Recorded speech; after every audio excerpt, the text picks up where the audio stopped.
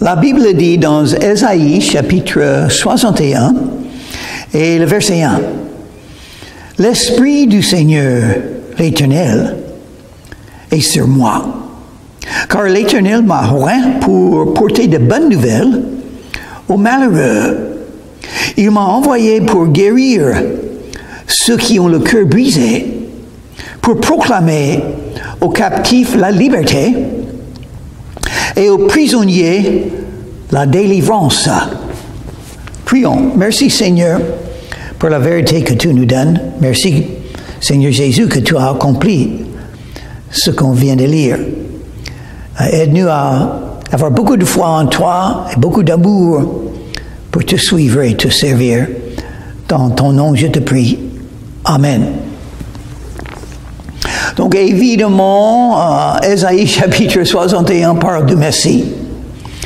Ce que le Messie fera.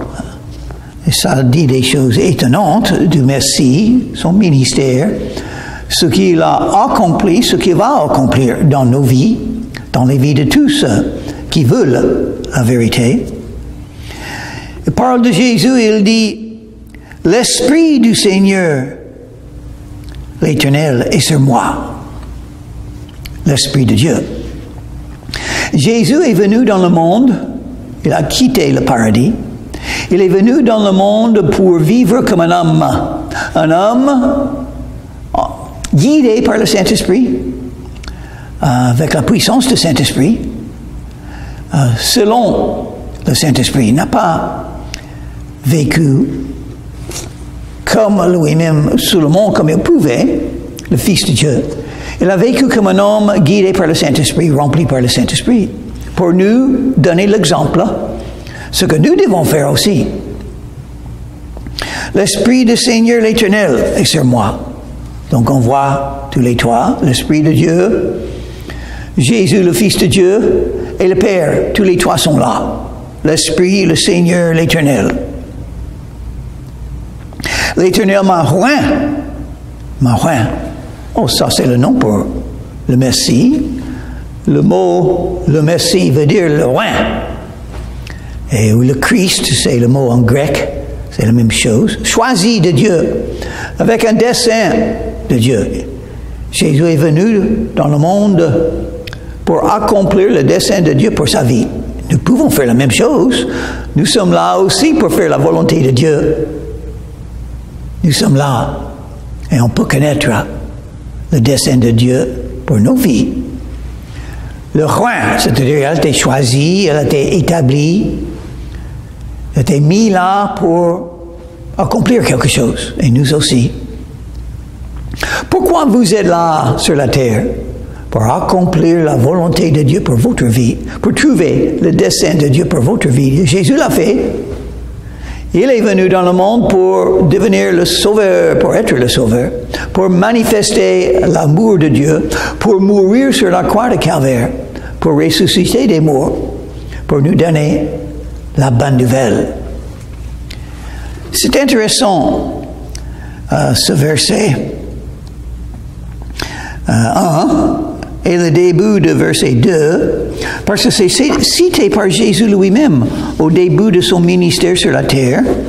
Il est entré en Nazareth et il a cité verset 1 et la première partie de verset 2.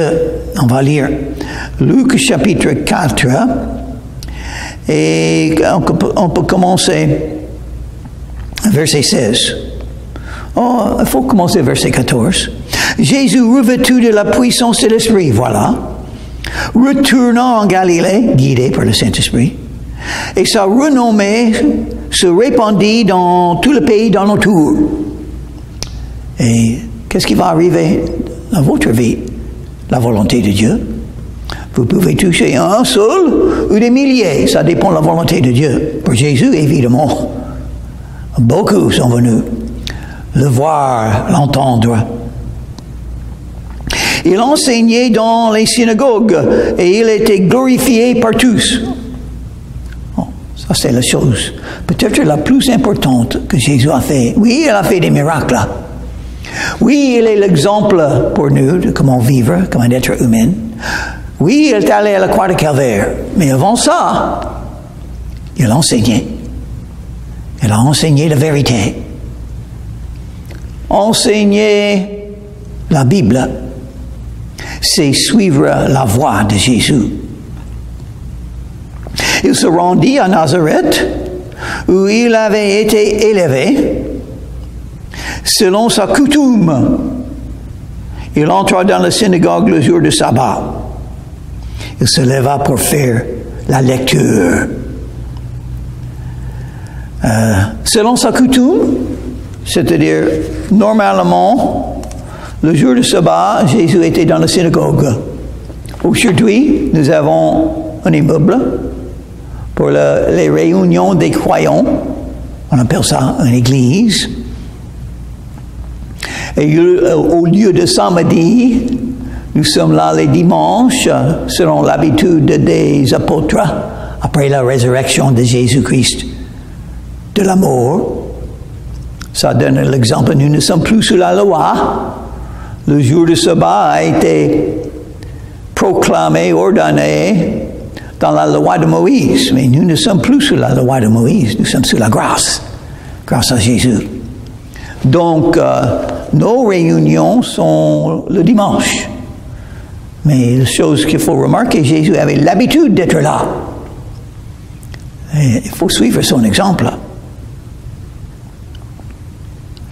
Et il a fait la lecture. Ouais. Qu'est-ce que Jésus a fait? Il a lu de la Bible. Il a lu de la Bible.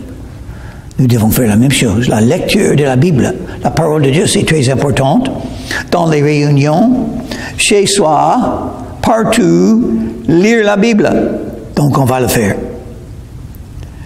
Et on dit, Ésaïe chapitre 61, verset 1, « C'est l'Éternel qui m'a oint pour porter de bonnes nouvelles aux malheureux. » La bonne nouvelle aux malheureux. Ils sont malheureux. Qu'est-ce qu'il faut pour quelqu'un qui est un malheureux, qui a des douleurs, des souffrances, des difficultés de la vie? Qu'est-ce qu'il leur faut? La bonne nouvelle. Pas des mots négatifs, pas des jugements, mais la bonne nouvelle. C'est une bonne nouvelle que Jésus est venu dans le monde. C'est une bonne nouvelle qu'il est mort pour nous. C'est une bonne nouvelle qu'il est ressuscité des morts. C'est une bonne nouvelle, il est toujours vivant. C'est une bonne nouvelle, on peut le connaître. C'est une bonne nouvelle, le salut est par la grâce gratuite de la part de Dieu, parfois en Jésus.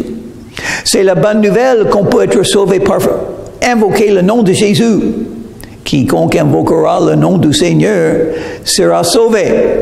Sauvé des péchés, sauvé de l'enfer, sauvé des ténèbres spirituelles, sauvé du diable, sauvé des philosophies du monde. La bonne nouvelle. Aux malheureux. Il m'a envoyé, voilà, il m'a envoyé. Et pour être envoyé par Dieu, pour être soumis à lui, il faut pouvoir dire, Seigneur, que veux-tu que je fasse? C'est exactement ce que l'apôtre Paul a dit quand il a vu Jésus sur le chemin vers Damas. Paul a dit à Jésus, Seigneur, que veux-tu que je fasse? Ça veut dire, il est prêt à faire la volonté de Dieu. Il faut être soumis à Dieu pour faire sa volonté. Il veut nous envoyer, mais il ne peut pas si on est en rébellion. Il ne peut pas si on fait ses propres choix dans la vie. Non. Jésus nous a donné l'exemple. Il a toujours suivi la volonté du Père. Et comme ça, comme Jésus, nous devons toujours suivre la volonté de Jésus. Pour proclamer, pour envoyer pour guérir ceux qui ont le cœur brisé. Le cœur brisé. Il y a beaucoup de choses qui peuvent briser le cœur. L'amour perdu. Un rêve qui ne marche pas. Les difficultés de la vie. Le deuil. Les larmes. Les enfants qui ont beaucoup de problèmes, beaucoup de difficultés, les parents qui ne peuvent pas les aider, ne peuvent pas souffrir pour eux, pour voir les souffrances des autres. Le cœur brisé, guérir. Jésus est connu pour avoir guéri beaucoup de gens. Mais le meilleur de tous les guérissons, c'est guérir le cœur. Et c'est le plus grand des miracles, à mon avis. Parce que le cœur peut être vraiment endurci, vraiment descendu dans les doutes. Un cœur brisé peut être guéri par Jésus-Christ. Ça, c'est un miracle, là, quand il le fait. Et c'est bon. C'est bon de le voir. Et il le fait toujours. C'était son objectif, guérir le cœur brisé. Il le fait maintenant.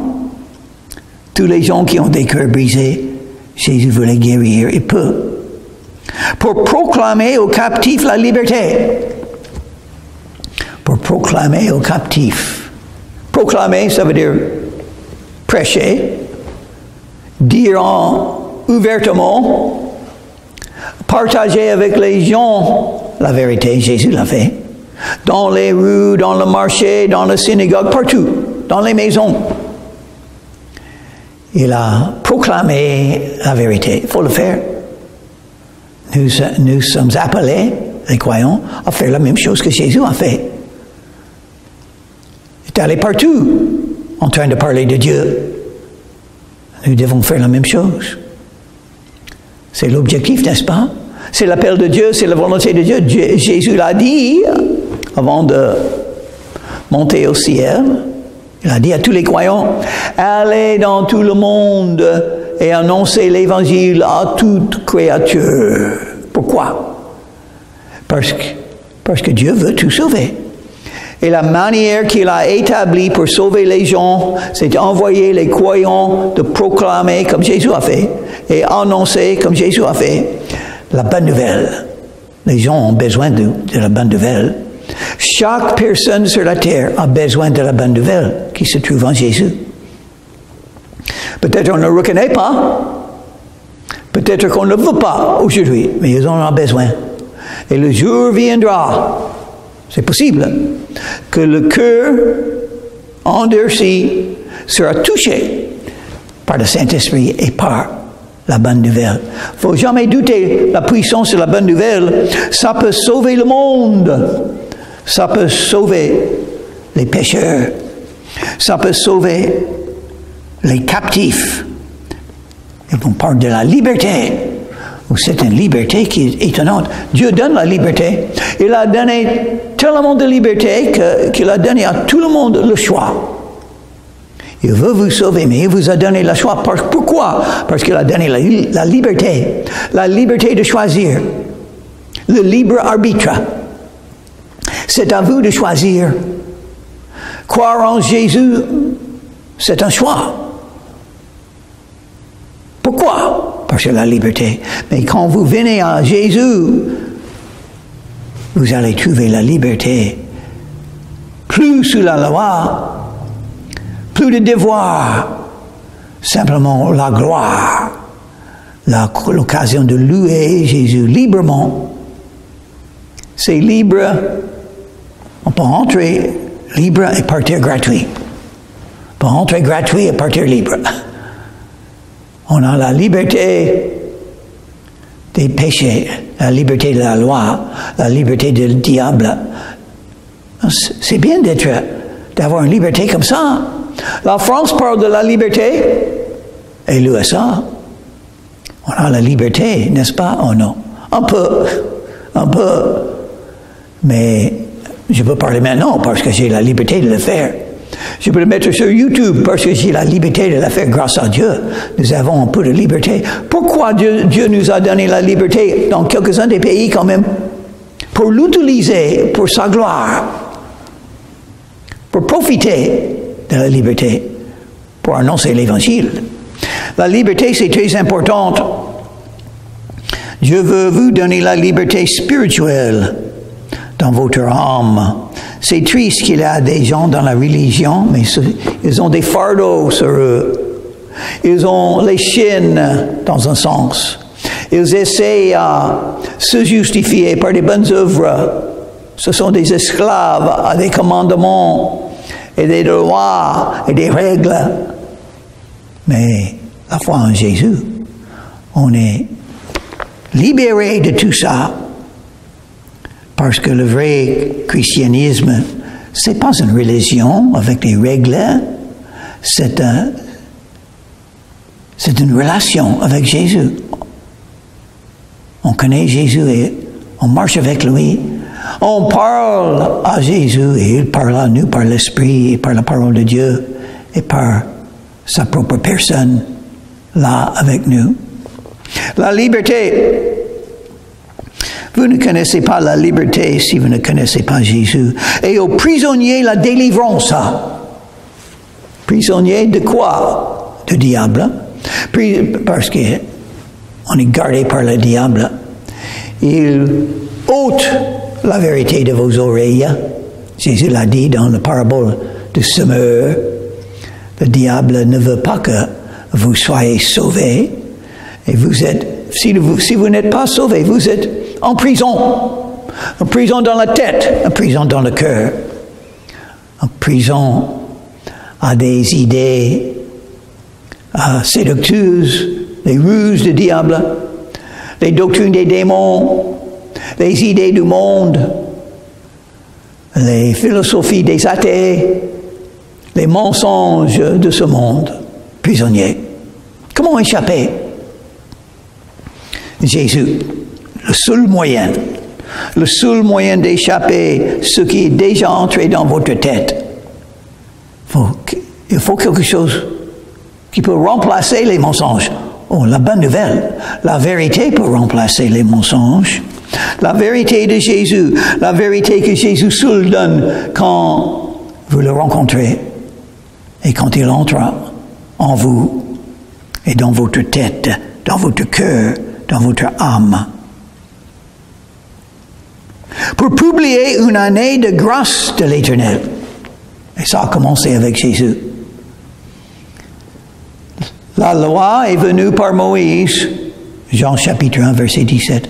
Mais la grâce et la vérité sont venues par Jésus-Christ. Ça a commencé avec Jésus. Et Jésus a dit, je vous donne une nouvelle alliance. On a l'ancienne alliance, la loi de Moïse. Il faut faire attention. La Bible parle de la loi de Moïse. Ici et là dans la Bible, surtout dans l'Ancien Testament. Et pendant la vie de Jésus, Jésus vivait sous la loi. Il est le seul qui a gardé la loi toute sa vie. Tous les autres qui ont essayé à vivre selon la loi sont condamnés maintenant parce qu'ils ne pouvaient pas garder. Et la loi dit, il faut tout garder, sinon on est maudit. Et donc ça ne marche pas. Ça ne marche pas pour moi.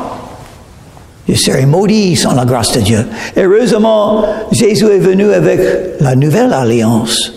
C'est-à-dire, vous pouvez être justifié, pardonné, sans avoir fait les bonnes œuvres. Oui, quand on vient à Jésus, on veut faire les bonnes œuvres et on fera après le connaître par le Saint-Esprit, par foi en Jésus. Mais on est sauvé par la foi en Jésus seulement. Ça, c'est la grâce.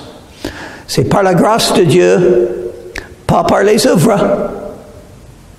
On ne peut pas dire, oh, j'ai assez obéi les commandements pour pouvoir être justifié au jugement. Non, impossible. Tous ont péché et sont privés de la gloire de Dieu. Donc il nous faut le pardon des péchés. Il nous faut la délivrance pour publier une année de grâce de l'Éternel. Une année et un jour.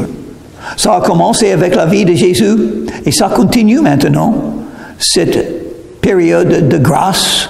Est-ce que vous avez reçu la grâce? La grâce parle d'un don, un don gratuit. Jésus a payé pour le don gratuit sur la croix de Calvaire par son sang. Il a versé son sang, c'était le prix pour acheter ce don. Le don, c'est la vie éternelle, le pardon des péchés. La nouvelle naissance, vous pouvez l'avoir gratuitement. C'est offert de la part de Jésus. Mais il faut le recevoir. Il faut venir à Jésus et le recevoir par ouvrir votre cœur à Jésus par une petite prière, mais très sincère, pour demander le pardon et la vie éternelle. Le malfaiteur sur la croix, à côté de Jésus, a fait ça. Il a dit une petite chose à Jésus. Seigneur, souviens-toi de moi quand tu viens dans ton règne. Une petite phrase, et dit avec sincérité, une prière. Il a invoqué le nom du Seigneur. Et donc Jésus lui a dit, aujourd'hui, tu seras avec moi dans le paradis. Il n'a pas fait des bonnes œuvres. Il n'était même pas baptisé, mais il a invoqué le nom de Jésus et Jésus l'a sauvé. A donné la promesse de la vie éternelle, qu'il pouvait entrer dans le royaume des cieux. Et c'est le même pour nous. Venez à Jésus, invoquez le nom de Jésus et vous serez sauvés exactement comme ça. Intéressant. Jésus a arrêté avec la première partie de verset 2, publié une année de grâce de l'Éternel. Et nous sommes toujours dans cette époque, dans les années de la grâce de Jésus. Qu'est-ce qui arrive après? Après que Dieu offre sa grâce, son pardon, qu'est-ce qui arrive après? Le jugement pour ceux qui n'acceptent pas, pour ceux qui ne reçoivent pas, pour ceux qui restent dans la rébellion, pour ceux qui choisissent les ténèbres au lieu de la délivrance que Jésus donne. Donc, Jésus n'a pas dit, mais ce qui arrivera dans l'avenir est un jour de vengeance de notre Dieu. Qu'est-ce que c'est ça, le retour de Jésus? Il sera juge quand il revient. Première fois, il est venu pour devenir sauveur, pour établir l'Église, c'est-à-dire tous les croyants, pour que la bonne nouvelle soit annoncée à tout le monde et pour que le salut et la délivrance soient donnés à ceux qui le veulent. Si vous avez soif et faim, venez à Jésus. Il vous sauvera. Mais si vous ne voulez pas, donc vous serez au jugement. Sans un sauveur, toujours avec vos péchés et coupables. Et ça sera un jour de vengeance de notre Dieu. Faut être averti. Le jugement vient. Après cette période de temps de l'Église, de la grâce de Dieu, viendra l'Antéchrist. Il durera 7 ans avec ses puissances dans la terre. Et ça sera la période de la grande tribulation. Quand il y aura des tremblements de terre, des guerres, des feux, la mort, les famines, les maladies comme jamais avant. La violence, les voisins vont se tuer. Les animaux du forêt vont sortir pour chercher les hommes pour les tuer. Les météorites vont tomber sur la terre pour beaucoup tuer. Les forêts vont brûler. Les poissons dans la mer vont mourir. Les îles et les montagnes vont tomber. Ça sera horrible sur la terre. On n'a jamais vu les choses qui vont arriver sur la terre. Mais seulement 7 ans. Ça doit durer un peu de temps, parce que sinon, tous seraient morts. Mais Jésus reviendra à la fin des 7 ans. Il détruira les armées de l'Antéchrist et l'Antéchrist lui-même. Et Jésus, et nous avec lui, va régner sur la terre pendant 1000 ans. Ça, c'est simplement le début de l'éternité. Les 1000 ans sur la terre avec Jésus comme roi de toute la terre. Sur le trône de David, de la ville de Jérusalem, on dit, oh, Jérusalem, c'est la capitale d'Israël. Oui, mais non. Et est-ce que ça sera... Oui, ça sera la capitale de tout le monde, pas seulement Israël, quand Jésus est là. Mais il aura un jugement. C'est pourquoi Jésus n'est pas encore revenu Malgré les guerres, la violence, la haine, les maladies, qu'ils pouvaient s'arrêter. Ils pouvaient arrêter tout ça, changer tout ça. Mais pourquoi pas? Pourquoi ne fait pas? Moi, si j'étais Dieu, je ferais ça maintenant. Mais je ne suis pas Dieu. Et ce n'est pas à moi de décider quand il fera, c'est à lui. Mais si Jésus revient aujourd'hui, il sera obligé de commencer le temps de la grande tribulation. Et il sera obligé de faire le jugement de toute la terre. Et il ne veut pas. Il ne veut pas parce qu'il veut donner encore aujourd'hui l'occasion de vous repentir et de venir à Jésus. Encore possibilité que des gens seront sauvés. Si les croyants font la même chose que Jésus, allez annoncer l'évangile à toute créature. Romains chapitre 10 et verset 14, comment croire sans entendre? Et comment entendre s'il n'y a personne qui annonce l'évangile, qui prêche l'évangile? Impossible, c'est la manière que Dieu a établie pour sauver les gens. Les croyants vont aller et annoncer la bonne nouvelle. Venez à Jésus, il vous sauvera, il vous pardonnera, il vous aime. Pour consoler tous les affligés, il y a un consolateur. Et même avant que Jésus est remonté au ciel, il a dit, j'enverrai le consolateur. Une chose que nous avons reçue, quand on a reçu Jésus dans le cœur, le Saint-Esprit est entré en nous aussi. Je comprends la Bible dans ce sens-là. Si vous n'avez pas l'Esprit de Dieu, vous n'appartenez pas à lui. Tous les croyants sont ordonnés, sont commandés. Soyez remplis du Saint-Esprit. Vous avez le Saint-Esprit, mais êtes-vous remplis du Saint-Esprit? Marchez selon le Saint-Esprit. C'est un commandement à tous les croyants, parce que vous avez le Saint-Esprit. Tous les croyants peuvent manifester les fruits du Saint-Esprit, l'amour, la joie, la paix, la patience, la douceur, la bonté, la maîtrise de soi, c'est-à-dire la tempérance. Tous les croyants, parce que nous avons tous le Saint-Esprit. Et il ne faut pas attrister le Saint-Esprit. Si vous attristez, le Saint-Esprit est attristé par toutes sortes de méchanceté. Donc il faut éviter le péché. C'est pourquoi nous prions. Éloigne de nous la tentation, Seigneur. Nous sommes faibles. Il faut l'aide, il faut être aidé par toi pour éviter la tentation. Et on peut aider Dieu à faire ça pour éviter les endroits de la tentation. Si vous êtes marié, vous êtes invité à visiter une dame toute seule avec elle, chez elle, il ne faut pas y aller. Parce qu'elle dit, je vous aime, je veux vous voir. Oh non, je ne peux pas. J'ai une femme. Donc voilà. Mais aussi, si vous êtes alcoolique, il ne faut pas aller à des endroits qui vendent l'alcool. Il ne faut pas acheter l'alcool et mettre dans la cuisine. Les bouteilles là seront une tentation pour vous. Il faut les jeter. Jamais dans la maison, jamais acheter. Ça, c'est facile.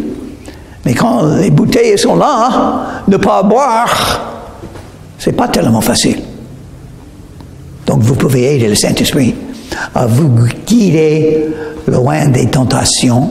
Mais si vous tombez, moi, je crois que nous péchons tous les jours. Parce que nous sommes des grands pécheurs. C'est facile de pécher contre le Seigneur par les pensées, par la bouche surtout, par n'importe quoi. Tous son péché sont privés de la gloire de Dieu. Heureusement, Jésus a beaucoup plus de miséricorde que nous aurons de péché. Et les croyants peuvent être laver de leurs péchés chaque jour pour rester en communion avec Jésus. On a déjà la vie éternelle grâce au jour qu'on est venu à Jésus. Mais on peut perdre la communion avec Jésus. Si on pêche et on le sait, on pêche beaucoup. Souvent, on ne sait même pas qu'on le fait. Et ma femme, elle pense que je pêche beaucoup. Elle me dit, oh, vous avez dit ça, il ne faut pas le dire, c'est horrible. Mais moi, qu'est-ce que c'est? Je ne savais pas que c'était horrible, moi. Mais à elle, c'est horrible. Mais Dieu est plus saint qu'elle. Il voit que nous sommes des grands pécheurs. Heureusement, le sang de Jésus-Christ nous purifie de tout péché. Qui c'est nous? Tous les croyants. Mais quand on sait qu'on a péché, il faut le confesser. 1 Jean chapitre 1, verset 9. Si nous confessons nos péchés, il est fidèle et juste pour nous pardonner. Qui est nous? Tous les croyants. Et nous purifier de toute iniquité pour pouvoir rester en communion avec lui et avec les autres croyants. Parce que la communion fraternelle, c'est très important. Si vous avez des péchés dans votre vie, vous ne pouvez pas être en communion avec Jésus, ni avec les autres croyants. C'est horrible. Il faut se confesser chaque jour. Comme Jésus nous a enseigné dans notre Père. Pardonne-moi mes péchés, encore aujourd'hui, Seigneur, afin que je puisse te voir, te suivre, marcher avec toi et faire ta volonté. Et j'espère que tu fais ça tous les jours. C'est très important. Sinon, tu seras châtié pour te ramener à Jésus. Prions. Merci Seigneur, pour la Bible, tout ce que tu nous as dit dans la Bible.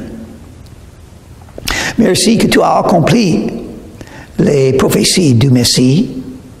Merci pour ta délivrance et le pardon des péchés et le consolateur et tout ce que tu fais pour nous, Seigneur, par ta grâce. Que ta volonté soit faite dans nos vies. Dans ton nom, je te prie, Jésus. Amen.